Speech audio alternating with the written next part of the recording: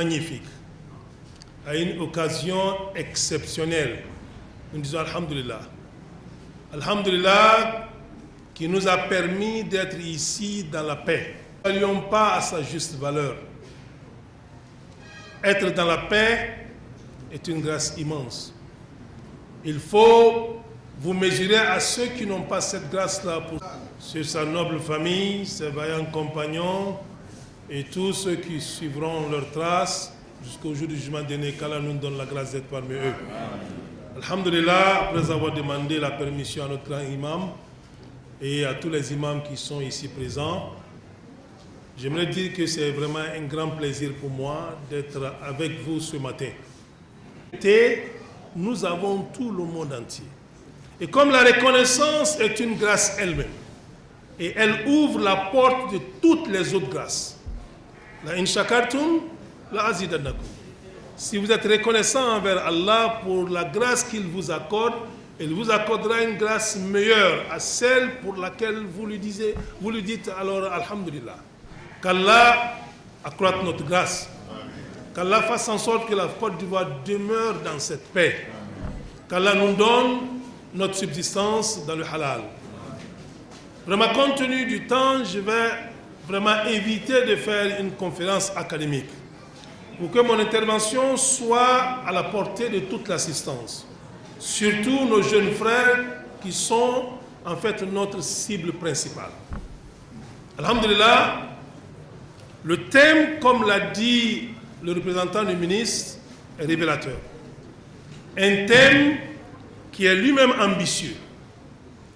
Et ce thème-là nous fait comprendre à quel niveau nos frères veulent vraiment être au sommet.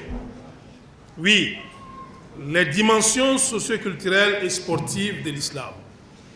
Quels enjeux pour une jeunesse au service d'une grande Côte d'Ivoire ambitieuse et solidaire. Et nous allons le traiter rapidement en 3 volets. D'abord, quelles sont ces 3 dimensions de l'islam qui peuvent nous permettre d'être utiles à notre société? Et quelle est cette Côte d'Ivoire qui est grande, ambitieuse et solidaire? Pour terminer avec comment pouvons-nous, en tant que jeunesse, avec ces 2 atouts, nous avons d'un côté les enseignements de l'islam qui font de nous une lumière où que nous nous trouvons. Et une Côte d'Ivoire qui nous ouvre les portes de toutes les opportunités aujourd'hui. Comment pouvons-nous saisir ces 2 atouts afin de réaliser le vœu de notre société, le vœu de notre nation? Voilà comment nous allons traiter le thème. D'abord, il faut dire que la dimension sociale de l'islam est très particulière. Dans toute religion, dans toute civilisation, le social occupe une place importante. Mais l'islam fait du social un pilier. Vous savez, on a en islam ce que nous appelons as-sadaqa et on a en islam ce que nous appelons az-zakat. Comme si la sadaqa qui peut alors être vue ailleurs n'était pas suffisant pour souligner l'importance du social en islam. Nous savons tous l'importance de faire la sadaqa. La sadaqa, tutfi'u ghadab ar-Rahman. Donner sacrifice, alors fait éteindre la colère d'Allah. Et lorsqu'Allah n'est pas en colère contre vous, tout ce que vous lui demandez, il vous l'accorde.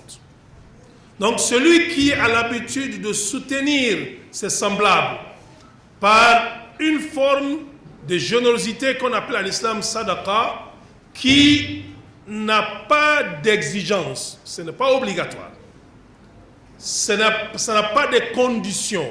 Vous pouvez donner la sadaqa à qui vous voulez, vous pouvez la donner quand vous voulez, vous pouvez la donner comment vous voulez.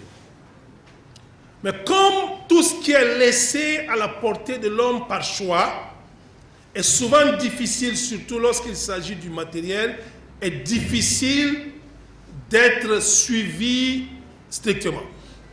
Voilà pourquoi l'islam, pour montrer que la solidarité a une place importante, a voulu faire de l'un de ses piliers un pilier qui s'assoit sur la solidarité, par lequel, lorsque vous êtes musulman, vous n'avez pas le choix. C'est la zakat.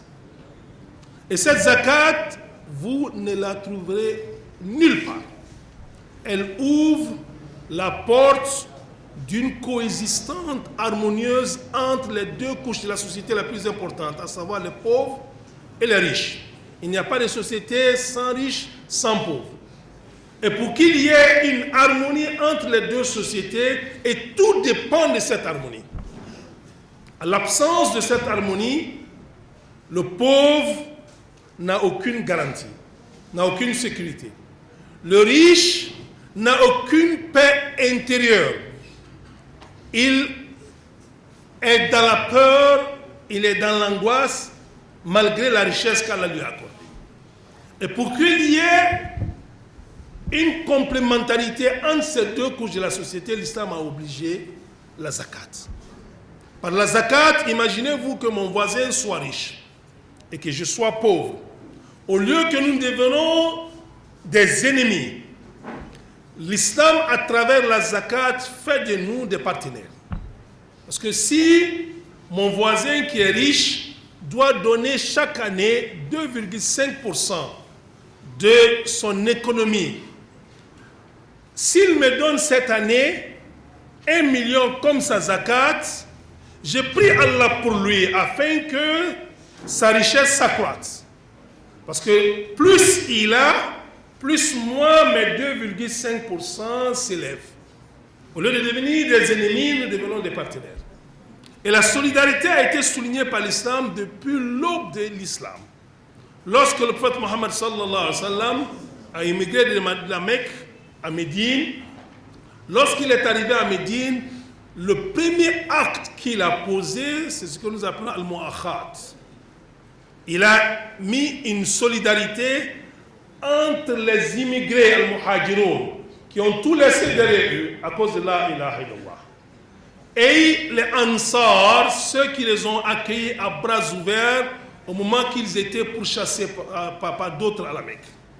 Il a essayé de mettre une fraternité vraie entre eux qui transcende le sang, qui transcende les ethnies, qui transcende la couleur de peau. Et cette mu'akhat est restée dans l'histoire de l'humanité un symbole éternel. Et dans cette mu'akhat, dans cette fraternisation entre les muhajiroun et ansar, il y a une fraternité qui a été singulière et particulière.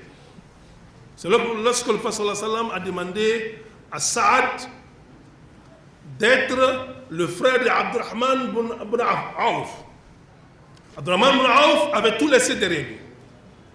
Il était sans famille, sans argent, sans abri. Et Saad était quelqu'un de riche à Médine. Et dans leur fraternité, ils vont donner une leçon à toute l'humanité. Une leçon venant des deux que nous devons aujourd'hui utiliser, nous, en tant que musulmans, pour enseigner les autres. Le sens de la solidarité. Saad qui dit à Abdurrahman ibn Auf, je prends la décision solennelle de diviser ma fortune en deux et de te donner une partie de ma fortune. Et comme si cela ne suffisait pas, il dit, j'ai 2 épouses.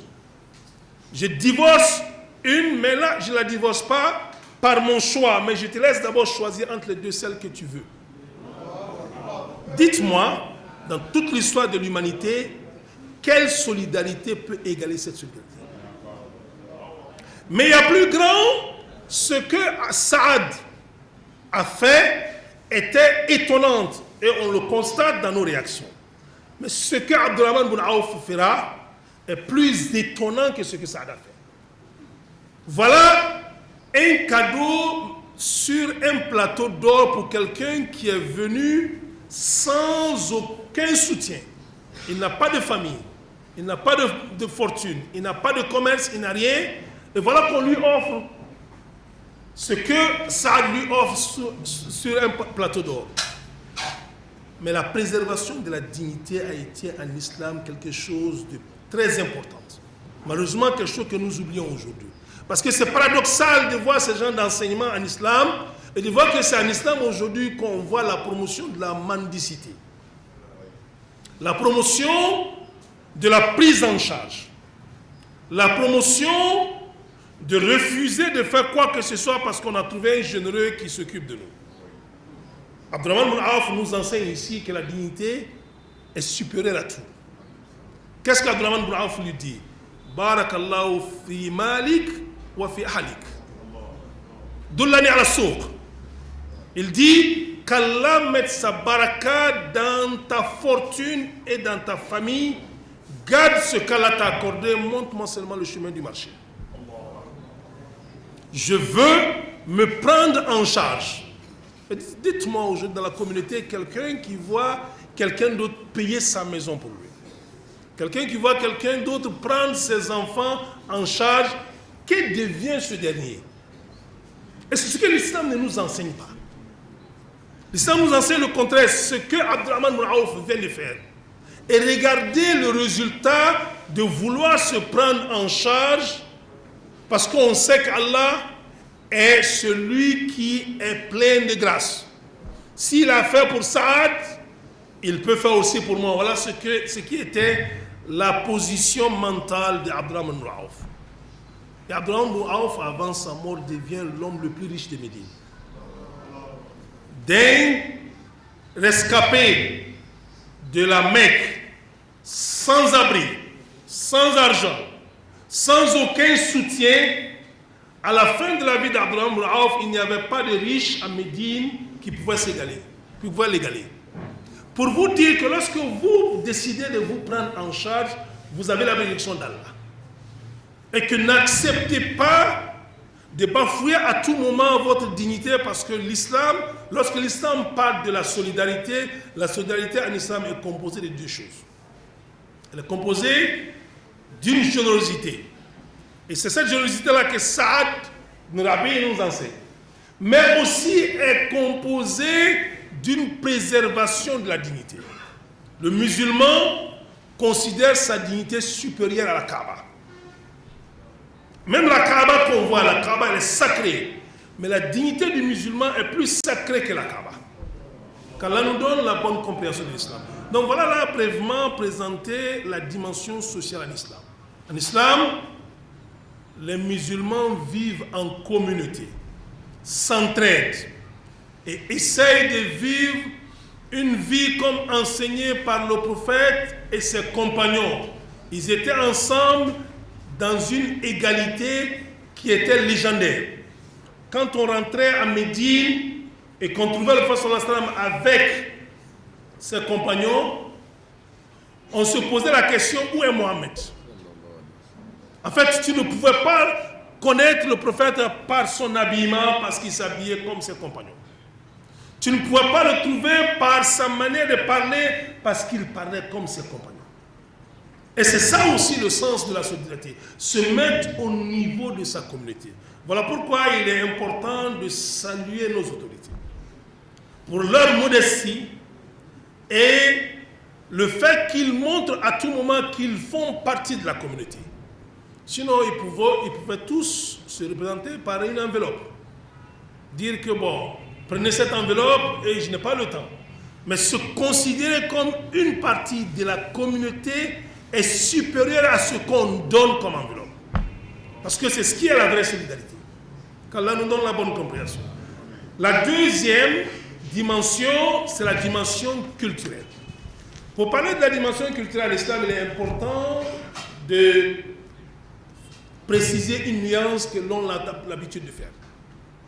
Il faut comprendre que l'islam, en tant que religion révélée, est différente de la compréhension de la culture des peuples musulmans. C'est l'islam en tant que religion révélée qui a une culture unique basée sur l'unicité d'Allah, qui est en fait le cercle qui nous réunit. Nous sommes tous, quelle que soit notre appartenance culturelle, quelle que soit notre région, quelle que soit notre couleur, nous sommes tous les mêmes sous la bannière de La ilaha illallah Muhammad Rasulullah. C'est ça qui est notre culture unique.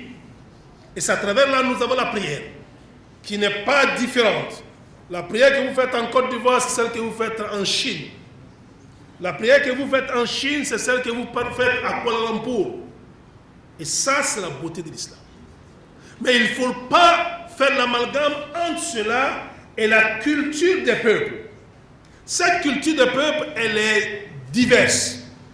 Et l'islam prend en compte toutes les cultures, sans exception, aussi longtemps que ces cultures ne contredisent pas la bannière dont je viens de dire, la bannière de l'unicité d'Allah.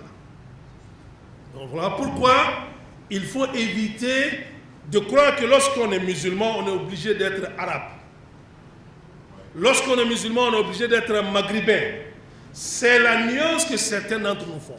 Quand on part en Arabie Saoudite pour aller enseigner, nous sommes allés enseigner la religion qui est unique. Mais nous ne sommes pas allés apprendre la culture arabe. Parce que nous avons notre propre culture à nous que l'islam valorise, que l'islam accepte. Et c'est ce qui est arrivé avec le célèbre prédicateur Ahmed Didat, qu'Allah ait pitié de lui, qui était sud-africain, qui a fait une tournée de da'wah dans un des pays du Golfe. Et après toute cette tournée, il a entendu vraiment des critiques. Des gens qui lui disaient « il fait du bon travail, il fait de la bonne da'wah, à cause de lui, il y a beaucoup de chrétiens qui se sont convertis à l'islam, mais il ne s'habille pas comme un musulman. » Parce qu'il était toujours habillé en veste. Et Ahmed Didat, un homme sage, a fait toute cette tournée sans répondre aux critiques. Et à la dernière tournée, dans une grande université, il vient avec un grand poste en main, un grand poster en main. Il finit sa conférence, il remercie tout le monde, et il finit par dire que j'ai entendu les critiques. Et j'aime les critiques parce que les critiques font avancer. Et j'ai entendu que vous dites que je ne suis pas habillé en tant que musulman parce que je suis habillé ainsi. Il dit, mais ça, c'est l'habit de ma culture. C'est comme ça qu'on me reconnaît en Afrique du Sud. Et vous voulez que je m'habille comme ça? Il dévoile le poster. Et sur le poster, on trouve un arabe qui est assis avec le iqal, le shimar, le bourd. Il est dans tout l'accoutrement que nous, on voit comme accoutrement musulman. Et il dit à l'assistance, pour votre information, ce monsieur est le représentant du Vatican à Yémen. Ce qu'il porte n'a rien d'islam. Il porte selon sa culture arabe, sa culture de Yémen. Et permettez que moi aussi je m'habille comme ça, aussi longtemps que je respecte les garde-fous mis par l'islam. Est-ce qu'il n'est pas beau de voir à la mosquée un Chinois prier dans son accoutrement chinois, un Africain dans son basin, un Français peut-être dans sa diction complète de veste, et c'est ce que nous disons, la beauté de l'arc-en-ciel, c'est par la différence de ses couleurs. Donc il est important de faire la part des choses. La culture, que ce soit vestimentaire, culinaire, que ce soit au niveau des coutumes, que ce soit au niveau des cérémonies, n'a jamais été unique à l'islam. Voilà pourquoi certains savants, certains philosophes musulmans même disent est-ce qu'il y a ce qu'on appelle culture islamique? Parce que la culture islamique, c'est limite seulement pour d'hommes. Et les autres cultures, à tous les autres niveaux, sont un chemin ouvert parce que l'islam veut préserver son universalité. Si nous sommes tous ici habillés comme des Arabes, où est l'universalité de l'islam? L'islam ne nous demande pas de faire tomber nos cultures pour une culture. L'islam nous dit que chacun d'entre nous est libre. Nos sœurs peuvent s'habiller dans nos habits traditionnels aussi longtemps qu'elles respectent les limites de l'islam. Nos imams peuvent s'habiller comme le grand imam est habillé et respecter les principes de l'islam. Il n'est pas obligé d'être un Saoudien, un Qatari, pour qu'on dise qu'il est habillé musulman. Cela est très important. Donc l'islam accepte toutes les cultures, toutes les nourritures, toutes les façons de s'habiller. Voilà que nous avons fait ici un défilé, mais nos sœurs, elles sont habillées conformément. Nos frères sont habillés conformément. Donc cela est respecté en islam. Qu'Allah nous guide sur le droit chemin. La dernière dimension, c'est la dimension sportive. En islam, le sport n'est pas un simple loisir. En islam, toute action peut être considérée comme un acte d'adoration si deux conditions se réunissent. À savoir la bonne intention et respecter les principes de l'islam. Donc toute activité sportive qui est faite pour une bonne intention, et surtout je fais cette activité-là pour nourrir mon corps, pour faire en sorte que mon corps soit fort, parce qu'Allah nous dit il dit en parlant de nos enfants, préparez pour eux tout ce que vous pouvez comme force. Et Ibn Kathir dit lorsqu'Allah parle de force, il ne parle pas seulement de la force spirituelle, mais aussi de la force physique. Voilà pourquoi le Prophète sallallahu alayhi wa sallam a encouragé le tir à l'arc. Il disait Irmu bani Ismaïl fa inna abakum kana ramiya. Il dit tirez à l'arc, ô enfants d'Ismaïl, parce que votre père Ismaïl tirait à l'arc. Le Prophète sallallahu alayhi wa sallam a aussi enseigné l'équitation, la course au cheval. Il a enseigné la natation. Allimu awladakum as-sibah. Il dit enseignez vos enfants la natation. Il a également encouragé à la course. Nous savons tous le fameux hadith. Le Prophète sallallahu alayhi wa sallam a fait la course avec Aïcha. Et qu'Aïcha a été alors victorieuse. Il a laissé à ce qu'elle prenne un peu de poids. Et a demandé alors les qualités requises pour être dirigeant. Voilà pourquoi il est important de lancer ici un appel solennel à notre jeunesse à travers la GMCI. Vous savez, il faut faire en sorte que notre jeunesse soit formée à travers nos structures et que cette formation ne se limite pas seulement à la formation religieuse, parce que l'islam considère al-ibada, l'adoration, comme l'ensemble de tout ce qui est bon. L'ibada n'est pas seulement la prière.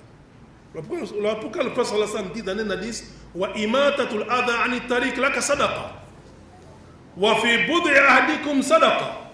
Il dit que le fait même de prendre quelque chose qui peut nuire de la route est considéré en islam comme un acte d'adoration.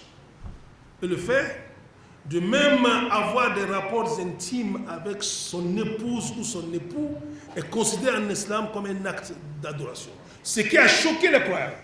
Les compagnons disent, mais comment se fait que quelqu'un qui va même pour son plaisir, comment se fait que cela peut être considéré comme un acte d'adoration? Il dit, mais s'il le faisait dans l'interdit, ça deviendrait un péché. Et tout ce qui est le contraire d'un péché est un acte d'agrément d'Allah. Et tout acte d'agrément d'Allah est un acte d'adoration. Donc, notre défi, il est grand, en tant que jeunesse. Parce que nous devons être au front de tout développement dans ce pays. Surtout qu'Allah nous a donné cette opportunité. Nos aînés, nos prédécesseurs ont joué leur partition. Ça serait vraiment malhonnête et ingrat de notre part de ne pas reconnaître cela. Imaginons un peu les années 90. Est-ce qu'on peut mesurer aujourd'hui les opportunités que la Côte d'Ivoire offre à la communauté musulmane avec ces années? Regardons aujourd'hui l'engagement de nos cadres auprès de nous. Regardons aujourd'hui la bonne disposition de nos autorités compétentes aujourd'hui pour l'islam et pour les musulmans. Mais ne soyons pas comme le disait l'autre. Quand ramasser devient trop aisé, s'abaisser devient difficile pour certaines personnes. On a toutes les opportunités. Et on est encore assis, on veut que les autres viennent faire le travail à notre place. Alors que nous ne sommes pas seuls. Comprenons que nous sommes dans un pays laïque. Et que la justice dans ce pays laïque, dans un système laïque, veut que les chances soient données à tout le monde. Et c'est dans cette chance donnée à tout le monde que nous n'avons pas le droit de nous coucher. Nous n'avons pas le droit de dormir. nous avons 3 catégories de jeunesse. Et la seule catégorie que nous devons promouvoir, c'est la 3e catégorie. Nous avons une première catégorie de jeunes qui militent au sein de nos structures. Il est dans l'AMC, il est dans la GMCI, il est dans le scoutisme musulman. Mais il n'a pas de qualification. Il n'a pas de compétence.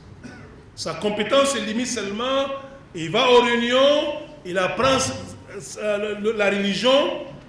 Celui-là ne peut rien apporter à la communauté. Il ne peut qu'apporter à lui-même lui seul. Le prophète sallallahu alayhi wa sallam dit, le meilleur d'entre vous, anfa'uhu linnas. Le meilleur d'entre vous, c'est celui qui peut être utile aux autres. On a une deuxième catégorie de jeunesse, une jeunesse qui est studieuse, qui est ambitieuse, qui est travailleuse au moins vraiment à tous les niveaux. Mais malheureusement, qui ne s'occupe pas de la religion. Donc on a d'un côté un jeune très religieux, mais qui a oublié qu'Allah dit dans le Coran, wabtaghi fima ataka Allahu daril akhirah wa la tansa nasibaka min ad-dunya. Et recherche à travers ce que ton Seigneur t'a accordé, mais n'oublie pas ta part d'ici-bas. Et nous avons de l'autre côté un jeune qui est musulman, certes, mais qui va te dire, je suis musulman, mais je ne suis pas pratiquant. Mais aucun de ces deux-là peut être vraiment utile pour la communauté. Le seul jeune, la seule jeunesse dont nous recherchons, c'est une jeunesse qui combine les deux. Une jeunesse qui est militante, mais qui est en même temps utile à sa société. Un jeune bon militant, il est en même temps docteur, il est en même temps ingénieur, il est en même temps vraiment fonctionnaire. Et c'est cette jeunesse-là que nous devons préparer à la GMCI. Nous devons avoir des programmes et nous devons nous demander, lorsqu'un jeune commence à militer chez nous, où nous voulons que ce jeune-là soit dans 5 ans, où nous voulons que ce jeune-là soit dans 10 ans, dans 15 ans, et faire un programme bien structuré qui prend en compte la formation et surtout le développement personnel. Et faisons en sorte que nous copions des gens qui sont peut-être des exemples pour nous. Je suis bien placé de donner l'exemple de l'Angleterre. Vous savez, l'Angleterre est un pays qui n'est même pas laïque. C'est un pays qui est chrétien. Mais la jeunesse musulmane en Angleterre a fait un travail remarquable au point qu'ils sont dans toutes les chaînes de décision en Angleterre. Rien ne peut être décidé sans eux. Ce qui fait que le gouvernement est obligé de les prendre en compte. Dans toutes les universités en Angleterre, il y a une mosquée, je ne dis pas un lieu de prière, une mosquée, construite par l'institution universitaire. Dans tous les hôpitaux en Angleterre, il y a une mosquée construite par la direction de l'hôpital. Dans tous les aéroports, il y a une mosquée, et quand je dis mosquée, je ne parle pas de lieu de prière. Je parle d'une mosquée en due et forme, où vous avez des lieux d'ablution, vous avez un minbar pour que les voyageurs puissent même prier le vendredi lorsqu'il est l'heure de la prière du vendredi. Encore plus, en Angleterre, il y a un groupe parlementaire musulman. Des députés qui sont constitués, ils sont de différents partis, mais ce qui est le plus important pour eux, ils sont musulmans.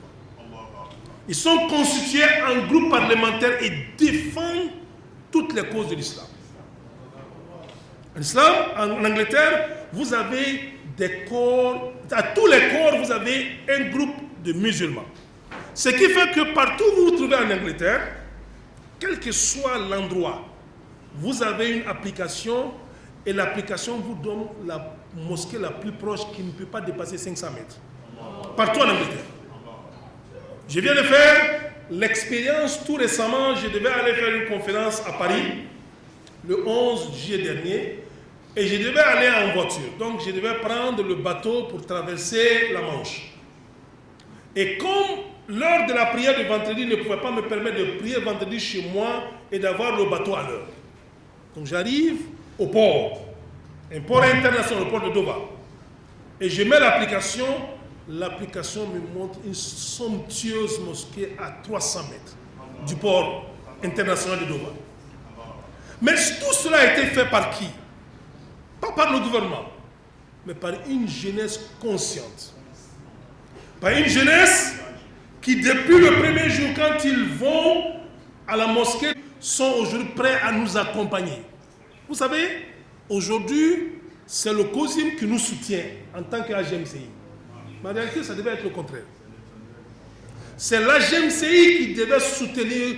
C'est ce que nous faisons en Angleterre chez nous. En fait, les aînés sont dans des comités de sages, dans des comités d'aînés dans les structures. Et c'est la jeunesse qui est le pivot, qui est au centre. Nous avons des chaînes de télévision qui sont toute une industrie. Pour faire des levées de fonds, ça ne prend pas une semaine pour lever plus de 2 milliards en Angleterre. Oui, de 2 milliards. Parce que 3 millions de livres sterling, ça fait plus d'1 milliard. Mais ces 3 millions-là, la jeunesse peut vous lever ces 3 millions-là en moins d'une semaine. Pourquoi? Parce que celui-même qui te parle de levée de fonds est le premier d'abord à envoyer sa contribution.